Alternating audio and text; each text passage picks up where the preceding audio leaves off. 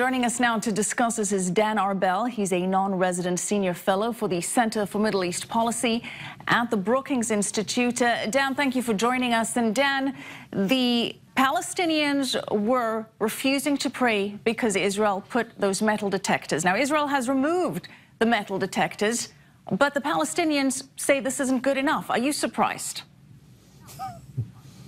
I'm not surprised, and it's very unfortunate. And as Ayman just reported, there is a battle going on the ownership or the custodianship of the holy sites and who calls the shots. There's clearly a front headed by Turkey, Qatar, Hamas, and other Muslim Brotherhood-affiliated organizations which are leading to incitement and are appealing to those praying to remain outside the compound. And there are the Jordan and more moderate forces, Jordan, Egypt, and even the Palestinian Authority headed by Abbas, who are who are willing to accept basically the removal of the metal detectors and are supporting going back to the status quo of pre-July 14th. Well, then you so say right now this battle is going on.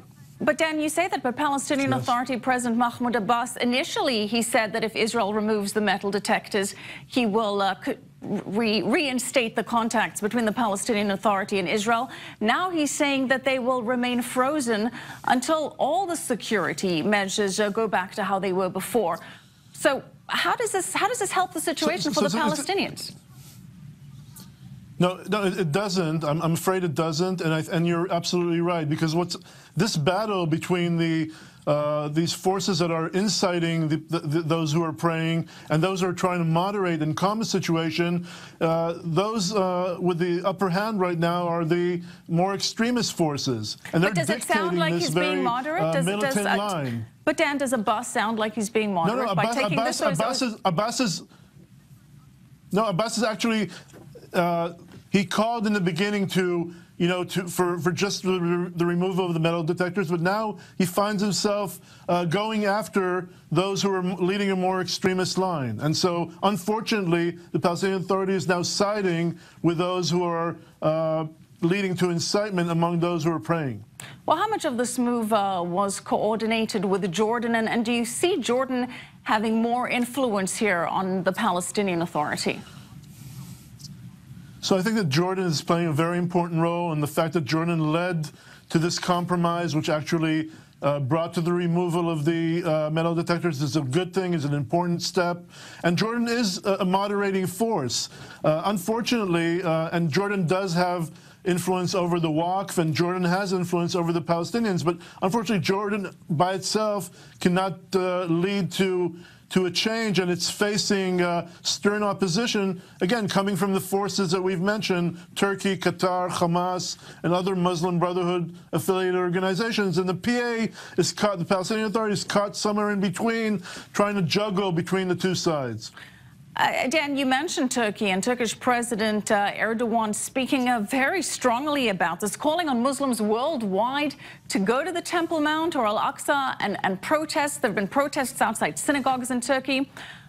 Why is Erdogan inserting himself into this? So Erdogan has traditionally, for some years now, has sought a place as to become the leader of the Muslim world, a leader of the Arab world. And so as such, he is acting, or at least displaying, some sort of sense of ownership, or trying to show that he has some custodianship role over the Muslim holy site. So he's trying to insert himself into this issue and trying to appear as the defender, protector of the Muslim holy sites and Muslims in general. And so he's actually really playing a very negative role in all this. Instead of calming the situation down, he's actually amplifying it, making it much worse. And, of course, this impacts those very delicate ties between Israel and Turkey. We're going to have to leave it there. Dan Arbel, thank you for joining us tonight and for your input.